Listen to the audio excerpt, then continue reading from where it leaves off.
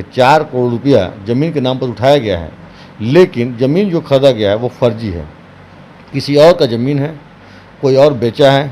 पैसा जो देना था जिसको, जो विक्रेता था, जो बेचने वाला था, उसको न देकर पैसा किसी और के खाते में 2 करोड़ 23 लाख रुपये दिया गया।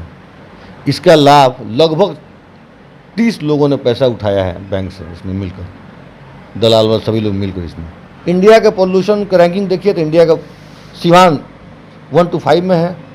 आप पॉल्यूशन का देखिए तो बहुत बुरा हाल है कि लोग चंद पैसों के लिए गलत ज़मीन खरीद लिए दलाली खाने के लिए। सिवान की जनता जो है आज यहाँ भुगत रही है। सिवान की जनता, ये पैसा रहता जनता की सुविधा ही तो मिलता है। 9% किस लिए है?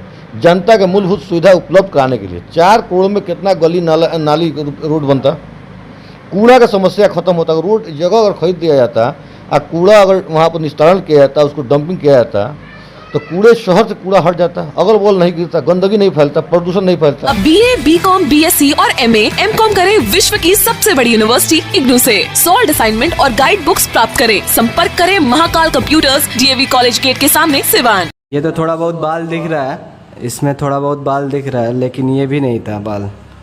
ट्रीटमेंट चलाने के बाद से 4-5 महीना बाद ये सब बाल दिखने लगा। क्या आप गंजेपन से, बालों का झड़ना, टुनकी आदि से परेशान हैं? अगर हाँ, तो आज ही संपर्क करें फरीदी हेयर क्लिनिक, दरबार सिनेमा के ठीक सामने, मेन रोड, सिवान। ये इंतखाब साहब हैं, हम इनके साथ मुलाकात करेंगे और सिवान में चर्चित जमीन घोटाला जो विगत 5 साल पहले हुआ था उसके बारे में इनसे जानकारी लेंगे और इनके भ्रष्टाचार के खिलाफ जो अभियान चल रहा है उसके बारे में हम इनसे बातचीत करेंगे। वर्तमान में ये सिवान सदर के चेयरमैन प्रत्याशी हैं, पूर्व पार्षद रहे हैं, RTI कार्यकर्ता भी हैं।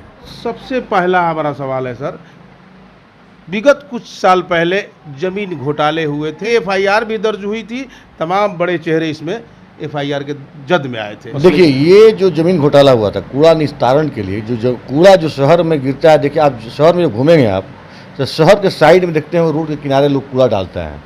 जबकि सरकार ने इसके लिए पैसा दिया था, 4 करोड़ रुपये का जमीन, फर्जी जमीन खरीदा गया जो आज तक कब्जा नहीं हुआ। जब कूड़ा गंदगी देखा हम लोगों ने, जब इसको पता किया तो कूड़ा जो ज़मीन खरीदा गया तो उसमें मालूम हुआ कि फर्जी ज़मीन है ये। इसी सब चीज़ों को लेकर कि हम लोग सरकार के 4 करोड़ रुपये का इन्होंने फर्जी ज़मीन जो आज तक कब्जा नहीं हुआ खरीद लिया गया, अब पैसे का बंदोबस्त किया गया।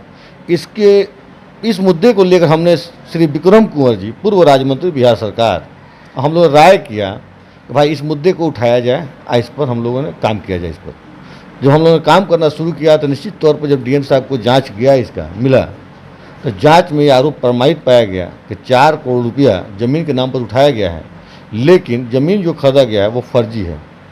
किसी और का ज़मीन है, कोई और बेचा है।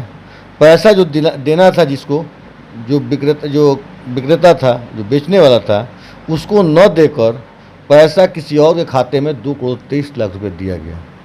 इसका लाभ लगभग 30 लोगों ने पैसा उठाया है बैंक से, इसमें मिलकर, दलाल वाले सभी लोग मिलकर। इसमें जो आप जहाँ तक कह रहे हैं कि FIR की बात है, FIR तो 5-6 ही लोग को हुआ है अब तक, गिरफ्तारी सिर्फ 1 लोग को हुआ है। जबकि अगर देखा जाए तो FIR इसमें होना चाहिए था 30 लोगों पर, कम से कम 30 लोगों पर, जो डायरेक्ट इस घोटाले में शामिल हैं, जो डायरेक्ट घोटाले के पैसे को अपने खाते में लिए हैं, जो डायरेक्ट अपने घोटाले के पैसे को चेक के माध्यम से लिए हैं। होना तो चाहिए था 30 लोगों पर, हुआ है 5-7 ही लोगों पर FIR। आपके माध्यम से ये जानना चाहते हैं कि गिरफ्तारी एक हुई किशन लाल की, तमाम बड़े चेहरे हैं, अभियान आपका कहाँ तक पहुँचा, इनकी गिरफ्तारी क्यों नहीं हो रही है? देखिए, इस मसले को लेके आप अपने आप को कहाँ तक अभी कहाँ पाते हैं आप? देखिए, इस गिरफ्तारी जहाँ तक बात है, ऐसा नहीं कि हम लोग चाहे विक्रम कुंवर जी शांत बैठे हैं, लेकिन जिला प्रशासन जो है निष्क्रिय इसमें बना हुआ है। अब उसका काम है कि गिरफ्तारी कब करना, कैसे करना। हम लोग काम है मैसेज उनको देना, बोलना। ज़्यादातर हम लोगों का जो काम है RTI एक्टिविस्ट होने के नाते घोटाला का भंडाफोड़ करना, FIR दर्ज कराना। जिला प्रशासन काम है उसको गिरफ्तार करना, उस पर कार्रवाई करना, उसको चार्जशीट करना। मुकाम तक ये लड़ाई नहीं जा रही है, इस अभियान को लेके आपका क्या कहना है? हम देखिए, ये मुकाम तक तो लड़ाई जाएगा ही, ये निश्चित है कि जाना है ये लड़ाई, ऐसा नहीं है। तो क्या कर रहे हैं अभी तक? क्या देखिए, गिरफ्तारी के बाद 10 जून को हम लोगों ने जिला प्रशासन DM साहब से, SP साहब से मुलाकात हुई थी। इस 10 जून इस 10 जून को जी विक्रम कुंवर जी और हम गए थे उनके पास मिलने के लिए। उनसे जब बात हुई कि उनको एक आवेदन दिया हम लोगों ने डीएम साहब को, श्री विक्रम कुंवर जी के पैड पर लिखकर कि भाई हम लोग 24 तारीख को सिवान में एक दिवसीय धरना करने जा रहे हैं, जब तक इन लोग गिरफ्तारी नहीं हो। 24 जून को 24 एक जून को दिवसीय धरना जी का अल्टीमेटम आपने सिवान डीएम को जी, दिया जी, था जी, जी, विक्रम कुंवर जी के जी माध्यम जी से। जी, साथ में दोनों मिल गए थे। अच्छा ठीक ठीक। दोनों आदमी ने दिया कि एक दिवसीय धरना हम लोग जेपी चौक पर एक दिवसीय धरना करेंगे, लेकिन मैसेज आया है प्रशासन की तरफ से कि 24 तारीख तक 144 लगाए, आप कोई धरना प्रदर्शन नहीं कर सकते। अब धरना जब आयोजन हुआ इसमें, निश्चित तौर पर सिवान की जनता इसमें रोड पाती, सिवान के जितने बुद्धिजीवी वर्ग हैं वो लोग रोड पाता, इसलिए सिवान की जनता का 4 करोड़ रुपया गया है, इसी वजह से एक दिवसीय धरना किया गया है। और निश्चित तौर पर आपसे बता रहे हैं हम कि बहुत जल्द एक नया डेट हम लोग फाइनल करके फिर एक दिवसीय धरना का आयोजन करेंगे यहाँ पर, कि गिरफ्तारी हो, बाकी लोगों पर FIR दर्ज हो, बाकी लोगों से पैसा रिकवर किया जाए, इसके लिए करेंगे। ऐसा ही नहीं कि लड़ाई बंद हो जाएगी। अच्छा, आपको क्या लगता है कि लीपापोती का प्रयास किया जा रहा है? देखिए प्रशासन की तरफ से चाहे जो भी, आपको क्या लगता है? ये स्पष्ट शब्दों में कहना चाहते हैं कि प्रशासन केस के आयु की तरफ से इस पर लीपापोती का मतलब कि लीपापोती क्या, इनको अरेस्टिंग नहीं किया जा रहा है, लीपापोती तो नहीं होगा, इसलिए डीएम साहब का जांच रिपोर्ट स्पष्ट है, लीपापोती की कोई संभावना नहीं है, लेकिन डिटेन किया जा सकता है। इसमें लेट किया जा सकता है, अरेस्टिंग रोका जा सकता है, आयु के द्वारा इसको घुमाया जा सकता है, बहाना बनाया जा सकता है, लेकिन आज न कल इसको सुनवाई होगा ही। अगर हम धरना प्रदर्शन करेंगे नहीं होगा तो फिर हम लोग हाई कोर्ट में जाएंगे, ये निश्चित है। केस को मरने नहीं देंगे, केस को किसी अपराधी को या किसी दोषी को आम जनता की गाढ़ी कमाई को लूटा गया है, और ये बहुत अच्छी बात है कि आपके माध्यम से ये उजागर हुआ, बिल्कुल। लेकिन लड़ाई अगर अधूरी है तो जनता सवाल तो पूछेगी।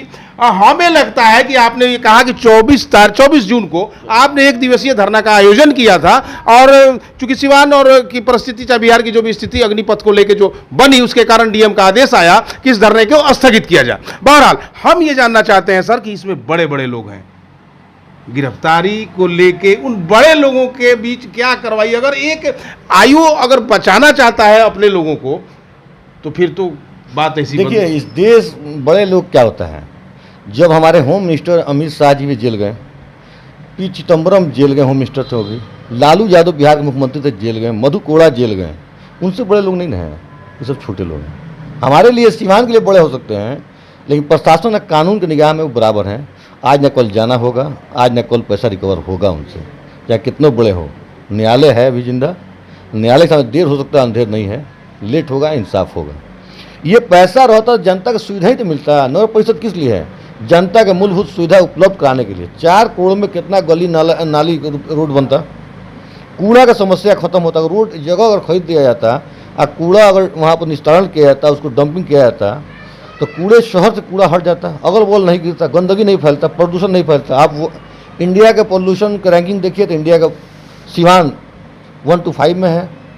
आप पोल्यूशन का देखिए तो बहुत बुरा हाल है। निश्चित तौर पर सिर्फ कूड़ा निस्तारण का अगर बन जाता, वहाँ प्लांट हम बैठा देते हैं इसको डिस्पोजल करने के लिए, तो निश्चित तौर पर गंदगी यहाँ शहर से खत्म होता, साफ सुंदर सिवान नजर आता। लेकिन लोग चंद पैसों के लिए गलत ज़मीन खरीद लिए दलाली खाने के लिए। सिवान की जनता जो है आज यहाँ भुगत रही है। सिवान की जनता 2 लाख जनता यहाँ आबादी है, वो भुगत रही है।